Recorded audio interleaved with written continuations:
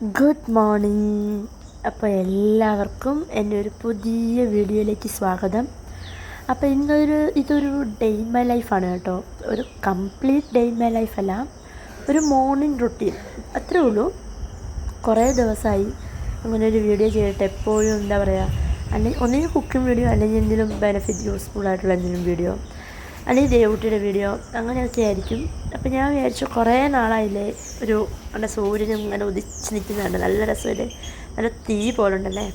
അപ്പോൾ കുറേ നാളായി വിചാരിക്കുന്നു ഒരു മോർണിംഗ് റൊട്ടീൻ എടുക്കാമെന്ന്. അപ്പോൾ ഇങ്ങനെ നല്ല തണുത്ത വെളുപ്പാങ്കാലം, ഇപ്പോൾ സമയം ഏകദേശം ഒരു 6 മണിയായിട്ടുണ്ട്. അപ്പം ഞാൻ ഇന്നത്തെ ബ്രേക്ക്ഫാസ്റ്റൊക്കെ ഒന്ന് കാണിക്കാമെന്ന് വിചാരിച്ചു. നല്ല കാറ്റുണ്ട് കേട്ടോ. ഇവിടെ ഡിസംബറൊക്കെ ആകുമ്പോഴത്തേക്കും നല്ല കാറ്റാണ്, നല്ല തണുപ്പുള്ള കാറ്റ്, ഈ മഞ്ഞ് പോലെ അതുപോലത്തെ ഒരു ഫീലാണ് കേട്ടോ. അപ്പം ഇന്നത്തെ ബ്രേക്ക്ഫാസ്റ്റൊക്കെ നിങ്ങളൊന്ന് കാണിക്കാമെന്ന് വിചാരിച്ചു. ഇന്ന് പുട്ടും കടലയാണ്. അപ്പോൾ അതൊക്കെ ഉണ്ടാക്കുന്നതൊന്ന് കാണിച്ചു തരാം. കമോൺ. അപ്പോൾ അതേ, ഞാൻ ഇന്നലെ രാത്രിയിൽ കടല വെള്ളത്തിലിട്ട് വെച്ചിട്ടുണ്ടായിരുന്നു, ഒന്ന് കുതിരാൻ വേണ്ടി, ഒന്ന് വീർത്ത് വരാൻ വേണ്ടി.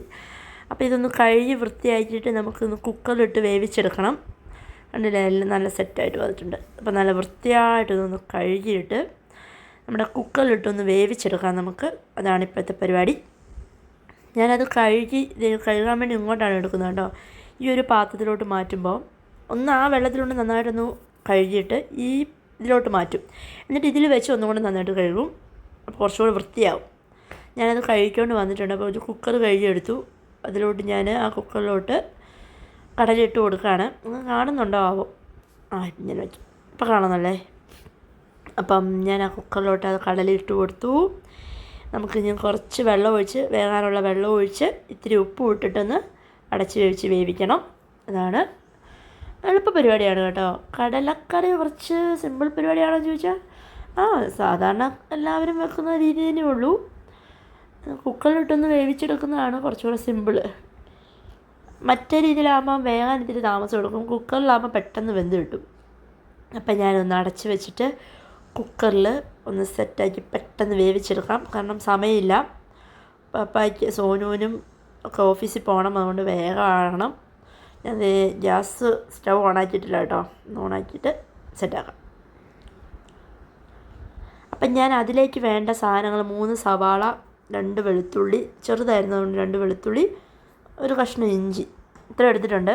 അപ്പം സവാള ഒന്ന് നമ്മുടെ വീട്ടിൽ വെക്കുമല്ലോ, അതുകൊണ്ട് ഞാൻ സ്ലൈസായിട്ടൊന്നും അരിഞ്ഞെടുക്കുന്നില്ല. ഒന്ന് വൃത്തിയാക്കി എടുത്ത ശേഷം മറ്റേ ചോപ്പറിലിട്ടൊന്ന് വലിച്ചെടുക്കുകയാണ് കേട്ടോ. അതാണ് കുറച്ചുകൂടെ എളുപ്പം.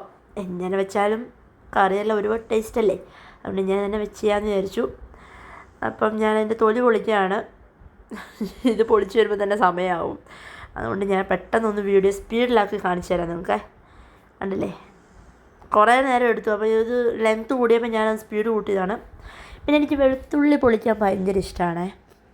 എന്താണെന്നറിയില്ല, അത് പൊളിക്കാൻ എനിക്ക് ഭയങ്കര ഇഷ്ടമാണ്. അച്ചാറൊക്കെ ഇടുമ്പം വീട്ടിൽ ഞാനാണ് എപ്പോഴും പൊളിക്കുന്നത്. അപ്പോൾ ആ വെളുത്തുള്ളി ഒന്ന് പൊളിച്ച് അതൊക്കെ ഒന്ന് കഴുകിയെടുക്കണം. അപ്പം അവിടെ കുക്കറിൽ സംഭവം ആയിക്കൊണ്ടിരിക്കുകയാണ്. ഞാനത് ഓഫ് ചെയ്തു. ഇപ്പം നമുക്ക് ഇനി ഇതൊക്കെ ഒന്ന് കഴുകി വൃത്തിയാക്കണം.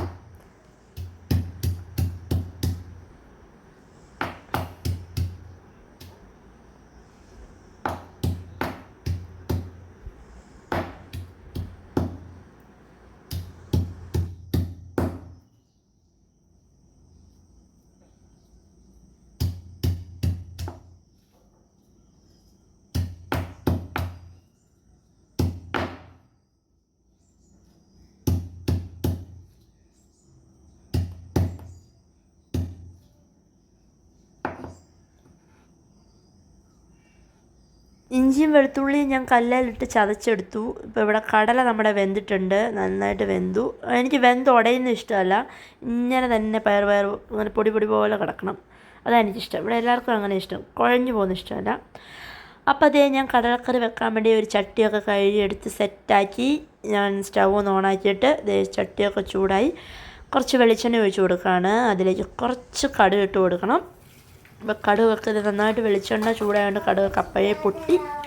ഇതിലേക്ക് ഞാൻ മുമ്പേ ചോപ്പറിലിട്ട് വെച്ച് അത് ഞാൻ അതിൻ്റെ അകത്തിട്ട് വലിച്ചെടുത്തു കേട്ടോ. സ്ലൈസായിട്ട് അരിയാൻ കുറച്ച് മടി. അപ്പോൾ സവാള ഇട്ട് കൊടുത്തു. അപ്പോൾ അതൊന്ന് ചെറുതായിട്ടൊന്ന് ഇളക്കി കൊടുക്കാം.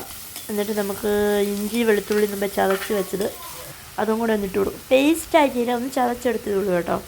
അത് നിങ്ങളുടെ ഇഷ്ടം, പേസ്റ്റാക്കാം, ചതച്ചെടുക്കാം, അല്ലെങ്കിൽ അരിഞ്ഞിടാം, എങ്ങനെ വേണമെങ്കിലും ചെയ്യാം. ഇനി നന്നായിട്ടൊന്ന് ഇളക്കി കൊടുക്കുകയാണ്. ഇപ്പം ഒന്ന് മൂത്ത് വരണം, ആ പച്ച മണമൊക്കെ ഒന്ന് മാറണം, അറിയാമായിരിക്കുമല്ലോ. അതിലേക്ക് ഞാൻ 2 തക്കാളി, 2 ഒരു 1.5 തക്കാളി അരിഞ്ഞിട്ട് കൊടുത്തു.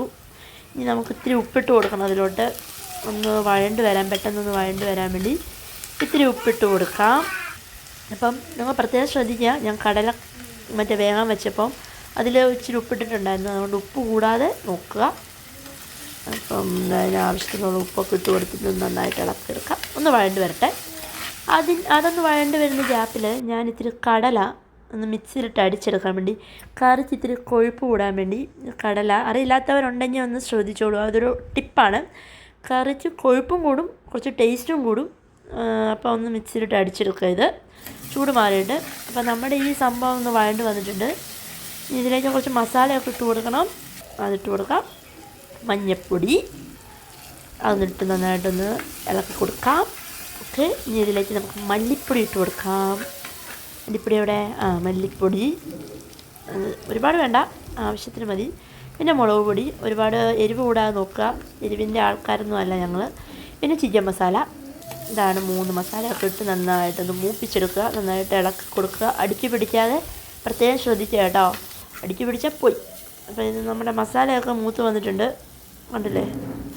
കുറച്ച് വെള്ളം ഒഴിച്ച് കൊടുക്കാം, ഒരുപാട് വേണ്ട, കാരണം കടല വേവിച്ച വെള്ളമുണ്ട്, അതുകൊണ്ട് ആ വെള്ളം ഒഴിക്കേണ്ടതാണ്. അതുകൊണ്ട് ഈ വെള്ളം കൂടെ ഒഴിച്ച് കഴിച്ച് കഴിഞ്ഞാലേ വെള്ളം ഒത്തിരി ആയിപ്പോവും. അപ്പോൾ പിന്നെ കറി വെള്ളം പോലെ കിടക്കും. അപ്പോൾ നമ്മുടെ കടല വേവിച്ചത് അങ്ങോട്ട് ഇട്ട് കൊടുക്കുകയാണ്. ഞാൻ പറഞ്ഞില്ല കടലയ്ക്കൊക്കെ ഉപ്പുള്ളതാണ്, അതുകൊണ്ട് ഞാൻ അധികം ഉപ്പിട്ട് കൊടുത്തിട്ടില്ല, ഉപ്പ് ബാലൻസ് ആയിരിക്കും. പിന്നെ വേണമെങ്കിൽ നമുക്ക് ടേസ്റ്റ് ചെയ്ത് നോക്കിയിട്ട് ഉപ്പിട്ട് കൊടുക്കാം. ഇനി നമുക്ക് നന്നായിട്ട് ഇളക്കി കൊടുക്കാം. എന്നിട്ട് നന്നായിട്ടൊന്ന് ഇളക്കി മിക്സ് ചെയ്ത് നമ്മൾ അരച്ച് വെച്ച മുമ്പ് ഞാൻ കാണിച്ച കടല അത് അരച്ചെടുത്തിട്ടുണ്ട്, അതും ഇതിലേക്കൊന്ന് ഇട്ട് കൊടുത്ത് നന്നായിട്ടൊന്ന് ഇളക്കി കൊടുക്കണം. ഇടുന്നത് ഞാൻ കാണിച്ചില്ല കേട്ടോ, അപ്പം ക്യാമറ പിടിക്കാൻ ആരും ഇല്ലായിരുന്നു. ഇനി ഇതിൽ കിടന്നൊന്ന് നന്നായിട്ട് കടല കുറച്ചും കൂടെ വെന്ത്, ഓൾറെഡി വെന്താണ്, എന്നാലും കുറച്ചും കൂടെ ഒന്ന് ആ മസാലയൊക്കെ പിടിച്ച് ഇന്ന് വരട്ടെ. അപ്പം നമുക്ക് പുട്ടിനുള്ള തേങ്ങ ചിരകുകയാണ് കേട്ടോ. അപ്പോൾ അതേ തേങ്ങയൊക്കെ ചിരകി എടുത്തിട്ടുണ്ട്. നമുക്ക് പുട്ടുപൊടി ഒരു സോഫ്റ്റ് പുട്ടുണ്ടാക്കാം. അതിന് എൻ്റെ സ്പെഷ്യൽ റെസിപ്പിയാണ്, വേണമെങ്കിൽ ഒന്ന് നിങ്ങൾ ശ്രദ്ധിച്ചോളൂ. കുറച്ചുപ്പ്, അതിലോട്ട് കുറച്ച് പഞ്ചസാര ഇട്ട് കൊടുക്കും. പുട്ടുണ്ടാക്കുന്ന ആരെങ്കിലും പഞ്ചസാര ഇടുമോയെന്നറിയില്ല, പക്ഷെ ഞാൻ ഇട്ട് കൊടുക്കാറുണ്ട്. നല്ല ടേസ്റ്റുമാണ്, നല്ല സോഫ്റ്റുമാണ്. ഞാൻ തേങ്ങാപ്പാലിലാണ് പുട്ട് കുഴയ്ക്കുന്നത് കേട്ടോ, എപ്പോഴും ഞാൻ അങ്ങനെയാണ്. നിങ്ങൾ ആരെങ്കിലും ട്രൈ ചെയ്യാത്തവരുണ്ടെങ്കിൽ ഒന്ന് ട്രൈ ചെയ്ത് നോക്കുക. തേങ്ങാപ്പാൽ ഇത്തിരി ചെറിയൊരു ചൂടുവെള്ളത്തിൽ കുഴച്ച് നോക്കുക. ചെറു ചൂടുവെള്ളത്തിൽ തേങ്ങ ചിരകിയതും പഞ്ചസാരയും ഉപ്പും, എന്നിട്ട് നന്നായിട്ട് കൈ കൊണ്ട് നന്നായിട്ട് ഞെരടി അതിൻ്റെ പാലെടുത്തിട്ട് ആ പാലിൽ വേണം പുട്ട് കുഴച്ചെടുക്കാൻ. നമ്മുടെ ദേവൂട്ടി ഇടയ്ക്ക് അങ്ങോട്ടും ഇങ്ങോട്ടും ഓടുന്നുണ്ട്.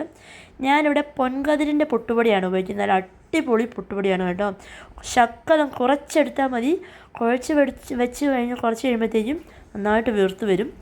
അപ്പോൾ ഇത് നമ്മുടെ കടല ഇവിടെ റെഡി ആയിട്ടിട്ട്, കടലക്കറി അങ്ങനെ അടിപൊളി കടലക്കറിയാണ്. കാണുന്ന പോലെയല്ല, ടേസ്റ്റും പൊളിയാണ് കേട്ടോ. ഞാൻ ശരിക്കും ഇത്രയും പ്രതീക്ഷിച്ചില്ല ഇത്ര ടേസ്റ്റ് വരുമെന്ന്. നന്നായിട്ടുണ്ട് കേട്ടോ, നല്ല ടേസ്റ്റ് ഉണ്ടായിരുന്നു. അപ്പോൾ നമ്മുടെ കടലക്കറി സെറ്റായി. ഇനി നമുക്ക് ഇതിൻ്റെ കൂടെ കോമ്പിനേഷൻ പുട്ട് റെഡിയാക്കണം. അപ്പോൾ ഞാൻ മുമ്പേ പറഞ്ഞ പോലെ അടിപൊളി പുട്ടുപൊടിയാണ്. നിങ്ങൾ ഇതുപോലെ ഈ പൊൻകതിരിൻ്റെ പുട്ടുപൊടി ഒന്ന് വാങ്ങി ട്രൈ ചെയ്ത് നോക്കുക. ഞാൻ പുട്ടിനുള്ള പാത്രം ഇവിടെ വെച്ചു ഒന്ന് ചൂടാകാൻ വേണ്ടി. കുറച്ചെടുത്താൽ മതി, ഇത് കണ്ടോ ഞാൻ ഇത്രയും എടുത്തുള്ളൂ, വീർത്ത് വരും, അങ്ങനത്തെ പുട്ടുപൊടിയാണ്. ഈ റെസിപ്പി ഒന്ന് ട്രൈ ചെയ്തോളൂ കേട്ടോ, ഒന്ന് ഫോളോ ചെയ്തോളൂ, അടിപൊളി പുട്ടുപൊടിയാണ്. അപ്പം നമ്മുടെ പുട്ടും കടലയൊക്കെ ഇവിടെ റെഡി ആയിട്ടുണ്ട്, നല്ല സോഫ്റ്റ് പുട്ട് റെഡി ആയിട്ടുണ്ട്. നിങ്ങൾ പ്ലീസ് നിങ്ങൾ എങ്ങനെ ഒന്ന് ട്രൈ ചെയ്ത് നോക്കുക.